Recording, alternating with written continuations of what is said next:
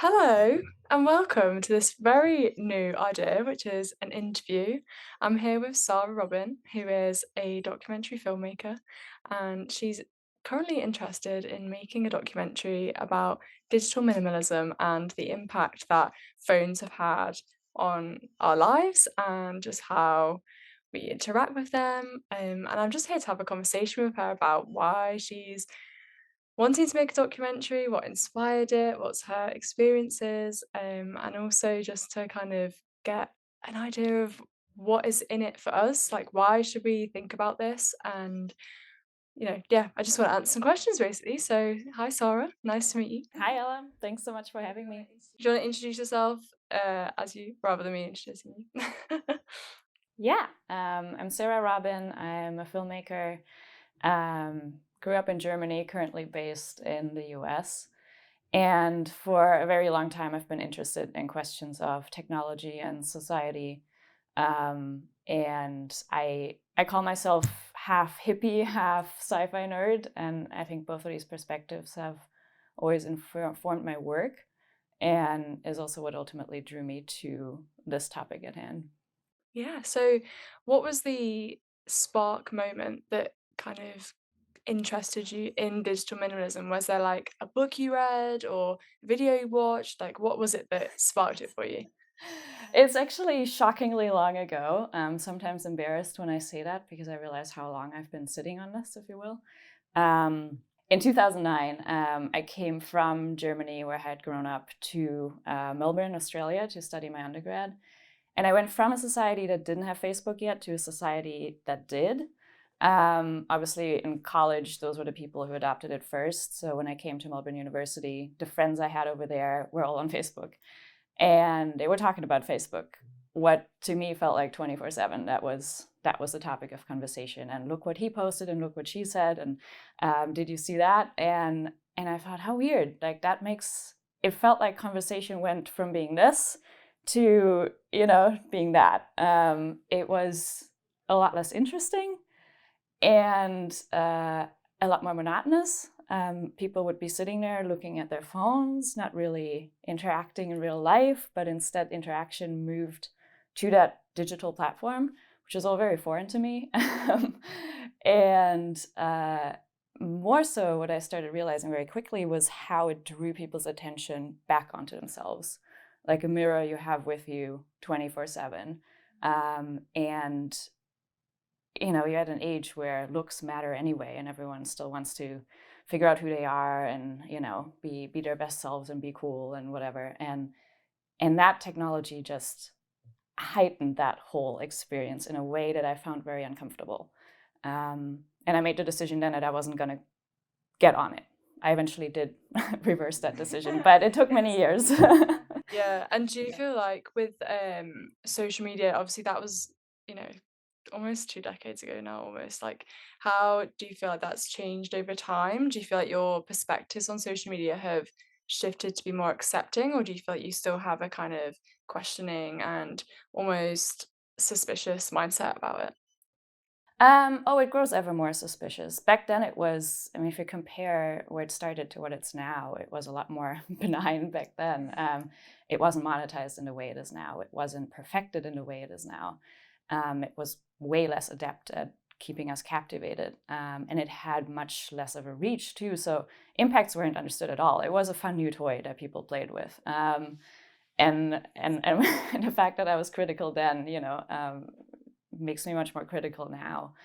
Um, I did, it was a long journey. Like throughout it, I did at some point question myself and wondered, well, I actually have never been on it. Maybe I'm seeing things from the outside in a way that's not quite fair. I should go on it and see how I feel then.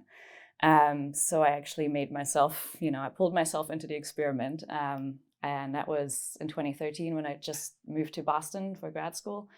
Um, and I was in a new city and I didn't know anyone, like literally didn't know anyone in town. So I thought, okay, Facebook's probably going to be helpful here. And I'd used couch surfing before and I kind of likened it to that. I was like, I'm kind of used to using a digital platform to then connect with people and then meet them in real life. That's my experience with couch surfing, and it works beautifully. And you do the thing where you have a profile and you try to you Yeah. try to be appealing and all that. So I was familiar with it, but what I wasn't familiar with is a platform that its intent is to keep you on there. And it doesn't have an interest ultimately to get you connected in real life. So that experience, once I was on Facebook, was very different. And I very quickly realized that for me personally, it was extremely toxic. And that's a very much used word, but it did feel that Yes. way. Because I'm not someone who wants to talk about myself 24/7. So I was not one of these people who post a ton. But instead, I was the one who scrolls, right? And sees other people's Yeah. lives unfold. Um, and that just took me down rabbit holes. I didn't recognize myself. I all of a sudden felt like a stalker. I was wasting time. I'd always been very efficient with my time, and I get bored very easily. So the fact that I didn't get bored on there kind of shocked me. I expected that I would. And I stuck with it for maybe a year. And then I wrote a little manifesto.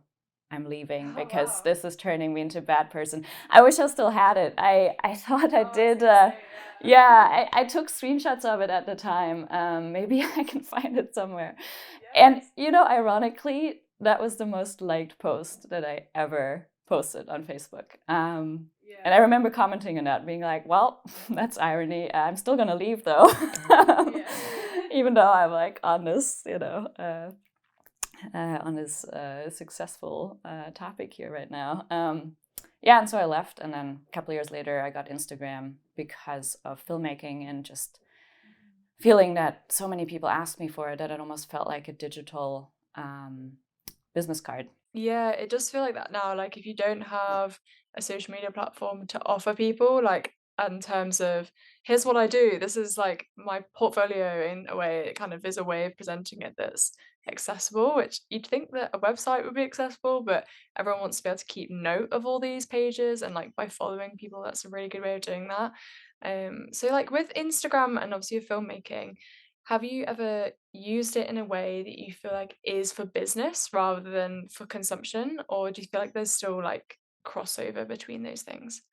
There is always a bit of crossover. I've gotten more ruthless with it recently. I think in the process of researching my current documentary about digital minimalism, I became much more stringent with how I use technology myself, because I made myself my first, test subject, to really understand what works, what doesn't, how does it work, what are the challenges. And part of that was looking at my Instagram use, because I remember when Jeff Orlovsky, the director of Social Dilemma, said, I'm not on, I don't have any social media accounts. And I thought, that's my goal. I want to get there. I want to be able to have a career where I can do that. I just don't feel I'm there yet. But then I thought, okay, what am I actually using it for? And ultimately, it is what you said. It's for people to follow you and be reminded that you exist whenever you post new things that you worked on. And then I thought, okay, I should probably limit it to that, because I did the thing that a lot of people started doing, which is living on stories a lot. And it's very tempting, you see something fun or you see something outrageous and you want to share it and make a quick comment. And, there's plenty of material every day. Endless material. Endless material. And especially during 2020 when we had nothing to do, I was on stories so much. So yeah, I cut that out, deleted the Instagram app from my phone. I'm only using it on my desktop, which is frustrating, so I don't use it that much. Then realized that wasn't working either, because posting from the desktop was not working for me. So now I download it whenever I have a literally new piece of work to share. I'll keep it on there for 2 days so I can reply to everyone's comments and like get a bit more engagement. Then I delete it again. So Yeah. that's currently the So rhythm we're in. it's a very interesting relationship with social media as well, because you kind of view it as a tool more at this point.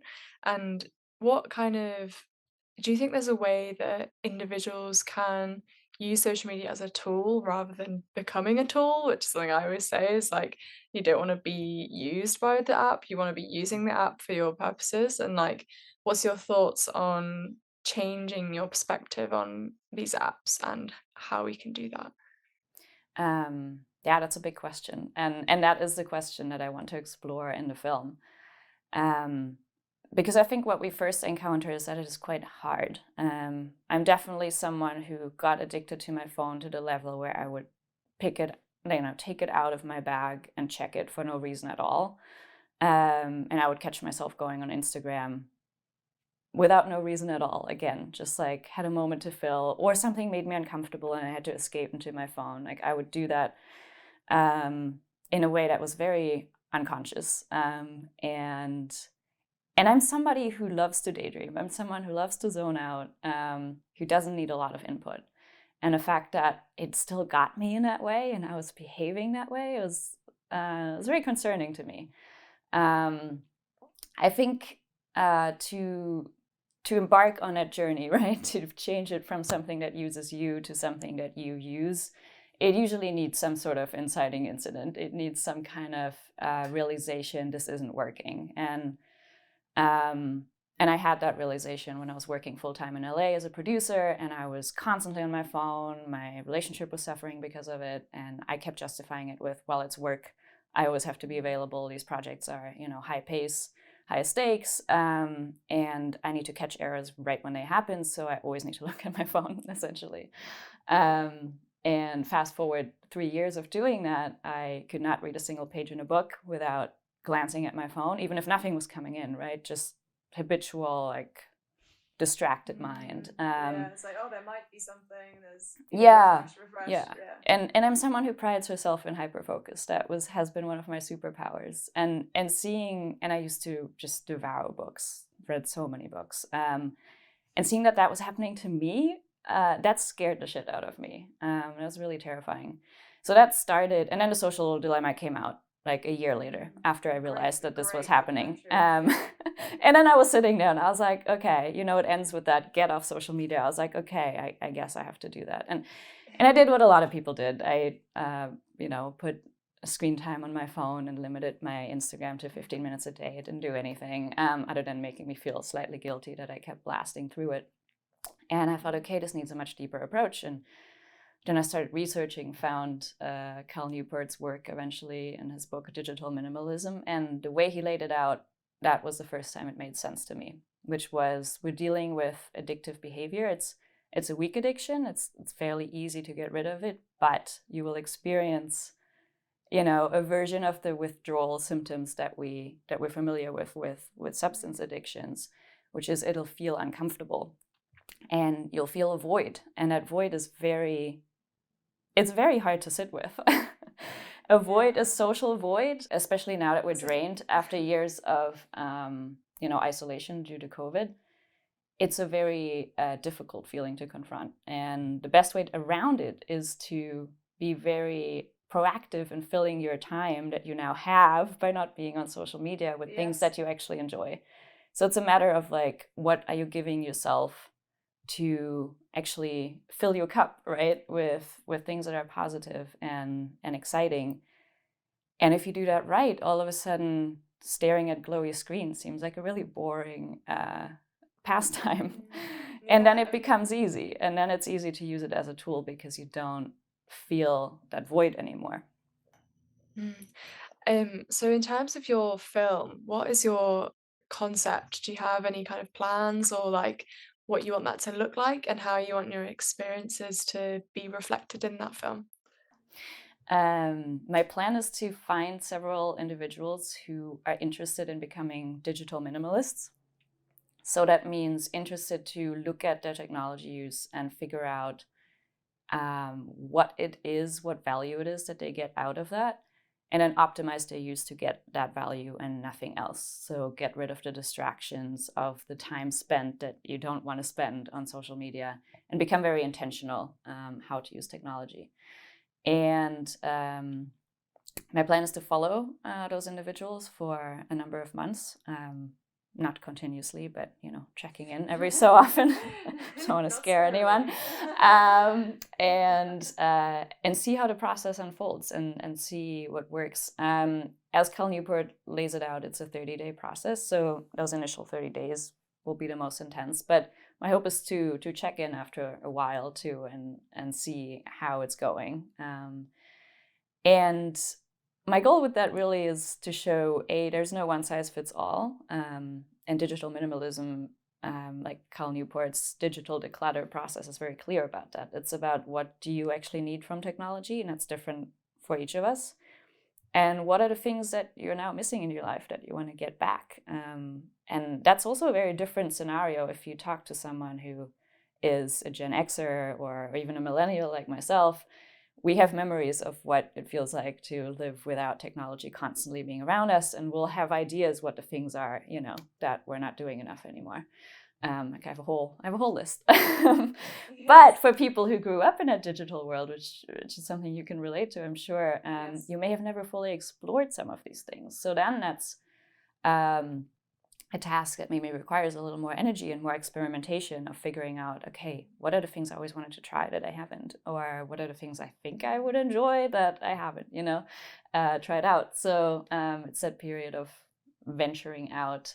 No, yeah, no, that's really good. And I feel like with the Yeah. film, I feel like there's a real opportunity for people to see how this can look in different people's lives, not just the one person on the internet or like this very generic kind of person that's just got a very, if they're a social media influencer or like they haven't got a 9 to 5 job or they don't need a phone for their work or like there's loads of different like scenarios that people would or wouldn't use technology. And even across the generations, as you say, like if you're someone that has grown up in a tech world, to take that away is like taking away a whole culture.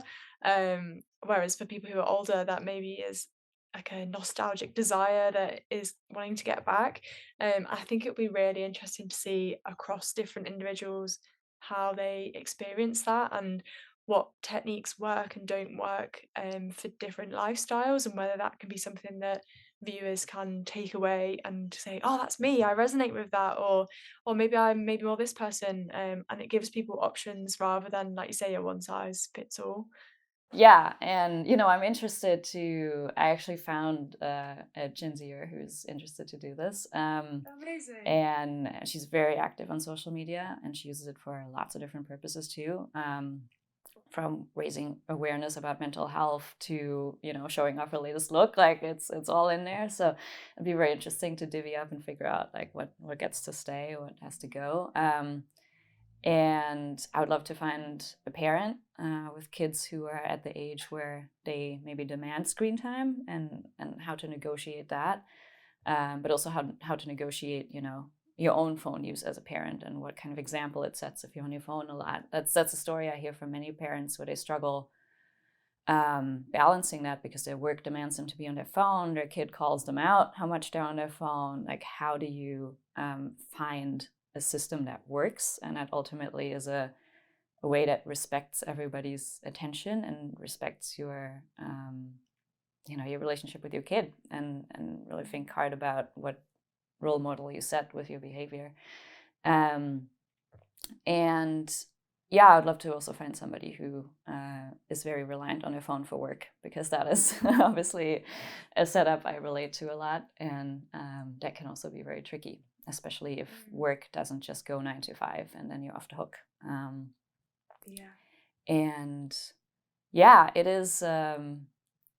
It's one of these things that could easily be misconstrued as making it the individual's problem, and that is very far from where I stand. I think you know organizations like the Center for Humane Tech have been pushing for years to create change, and quite effectively so. And it's very necessary. It's just not happening fast enough. And I think with so many things, there needs to be pressure. And to me, one of the best ways to show that is by disengaging and by saying this product isn't working for us anymore.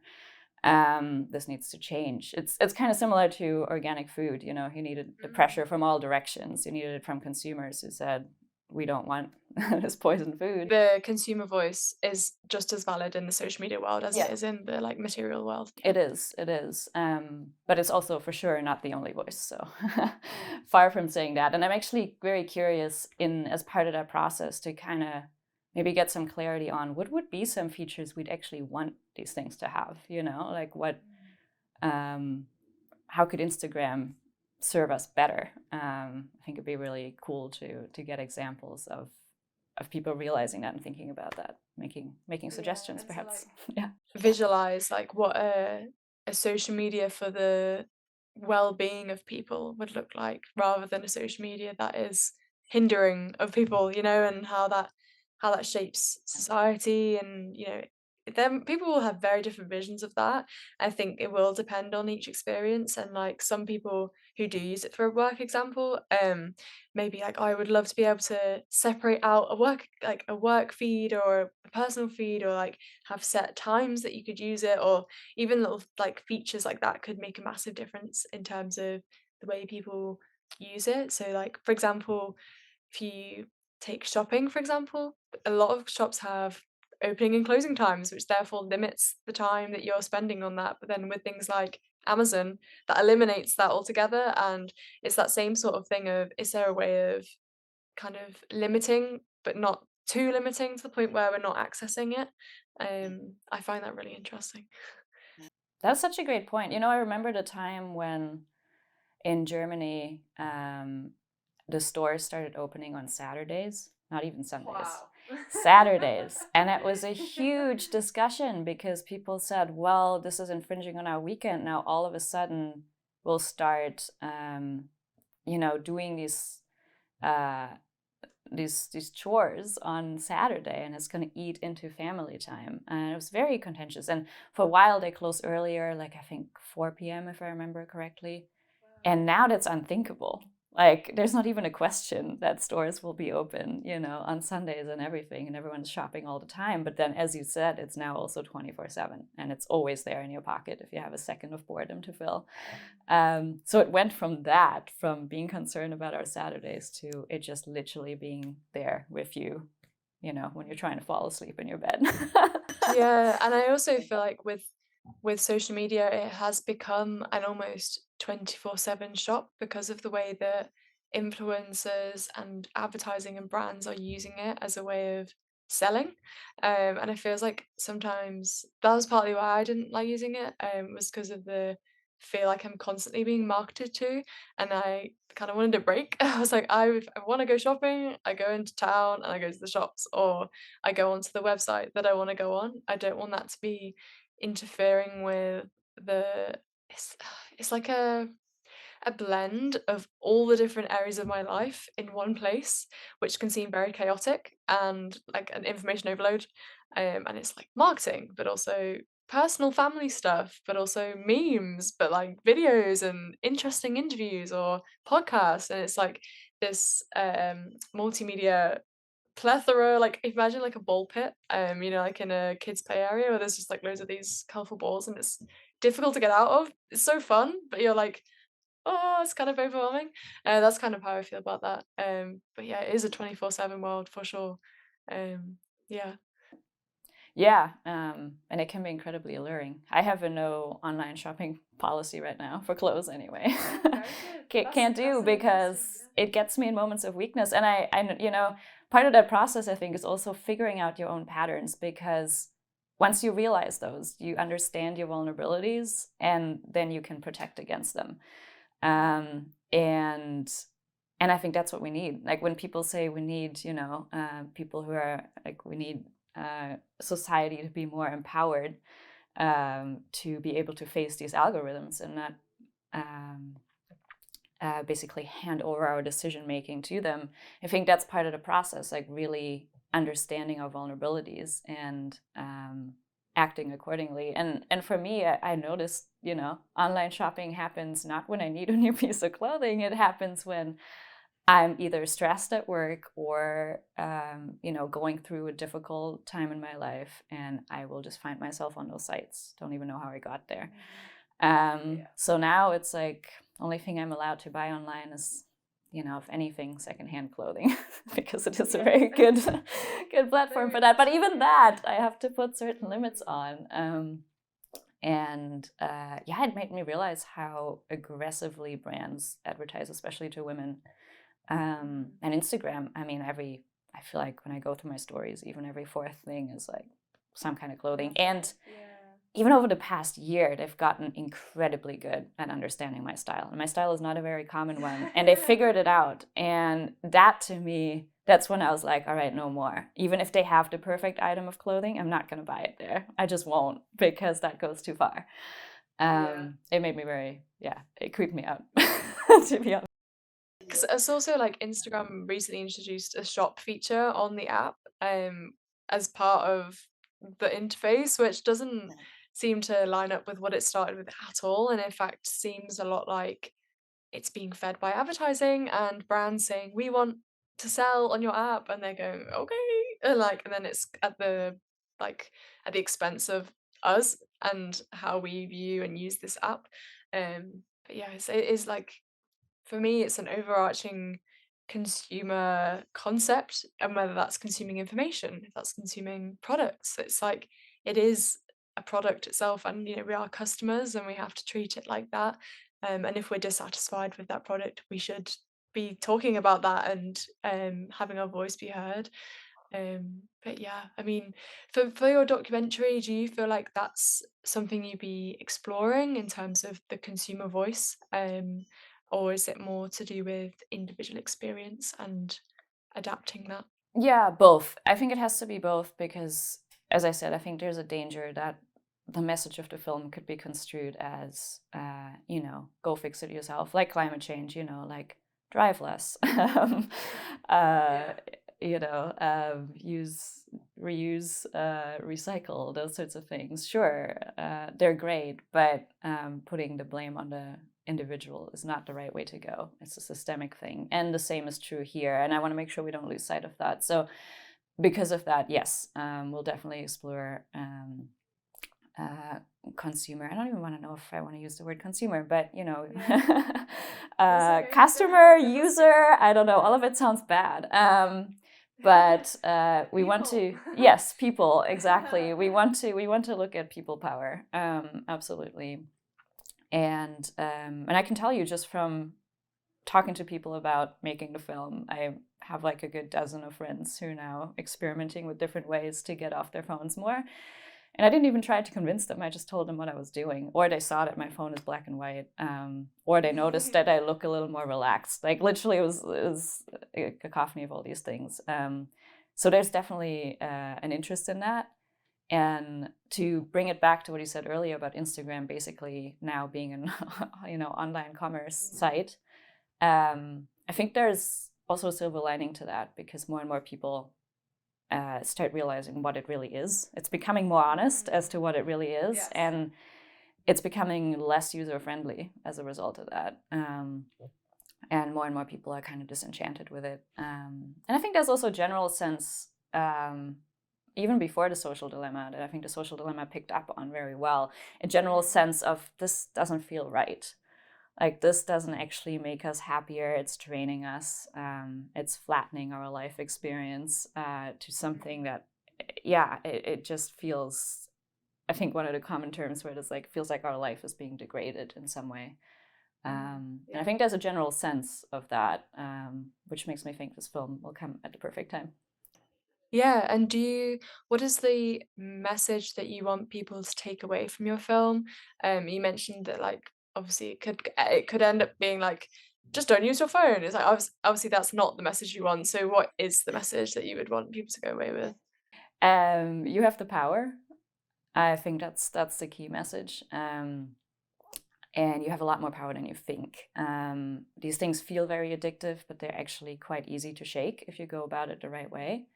Also, you're not alone in this. I think this can feel like a very isolating thing to try to attempt if you're maybe the only one in your family or the only one in your immediate friends group. But in fact, there's so many people experimenting with that and working out ways to demand back their attention and just live more full and fulfilling lives again. And you can join that movement, and it's a growing movement. And I think within 5 years, 10 years, 20 years, we'll see a big shift away from our current behaviors. It's often likened to, cigarettes and how when they Yeah. first became mainstream, how we just were using them completely unthinkingly, and it was just commonplace and nobody thought about the consequences. Now when we look back at that and seeing teenagers smoke, we're like, whoa, those were some different times. We have learned, Yes. and I think we'll look back on our social media use now and feel very similarly, where we just kind of opened the floodgates and let it all in, and then a decade, 2 decades later, scrambled back on our feet and we're like, well, that didn't work. So Yeah. I want people to take away from the film that we're in this phase right now, and we're slowly Mm. fighting our way out of it. And yeah, kind of extend the invitation to join the effort. Yeah. So, for people that are interested in your film and may want to get involved, what would the process be of getting in contact with you, or what's your prospect of when's the film coming out? When are people going to watch it? Like anyone who's like, I really want to watch this now. Like, what's the timeline looking like? And what can we do now? Yeah, I am pushing, documentaries are notorious to take forever, but I'm not allowing this one to be that way. I'm pushing for it to be done pretty quickly. So my hope is to get the majority of filming done this coming year, and so that it can come out probably at the end of 2024. Um, Maybe faster. Can always try. Okay. And in terms of process for reaching me, we have a website up. It's yourattentionplease.com, please spelled as PLZ. Um, you can also Yes. find me on Instagram, Sara X Robin, or my website too, saraxrobin.com. And there's a contact form on all of these pages. And for participating specifically, we have on our Your Attention Please website for the film, we have a participate tab, and there's a form you can fill out with information. So we already kind of know, how you might fit into the story. Um, but there's also just a normal contact form if you want more information first or something. Yeah, I will put on the screen the screen grab of that so that it's less confusing. And give a little Amazing. tutorial so that if anyone's really interested in participating or would love to just learn more about the documentary and get in touch with you, is there any kind of parameters around where people need to live, or is it very open to anyone around the world, or is this specifically for people in America or in Europe? Like, what's the kind of idea of that? We're starting in America, but that said, there might be an opportunity to, it all depends on the funding we get in. There might be an Yes. opportunity to extend it. And I personally would be very interested in that. So it's not just America centric. So for now, we're interested in everyone and anyone reaching out, and then we'll see what we can make happen. Yeah, amazing. So good to speak to you. And if you have any comments or questions, I'm sure Sarah will be reading the comments of this video and be happy to get in touch. So do get in touch with her. Follow on Instagram, even if you hate Instagram, follow Sarah on Instagram. And just check out the website and see about the documentary. Your attention, please. I'm excited, so I imagine other people will be too. So yeah, thank you so much. Thank you, Ella. This was great.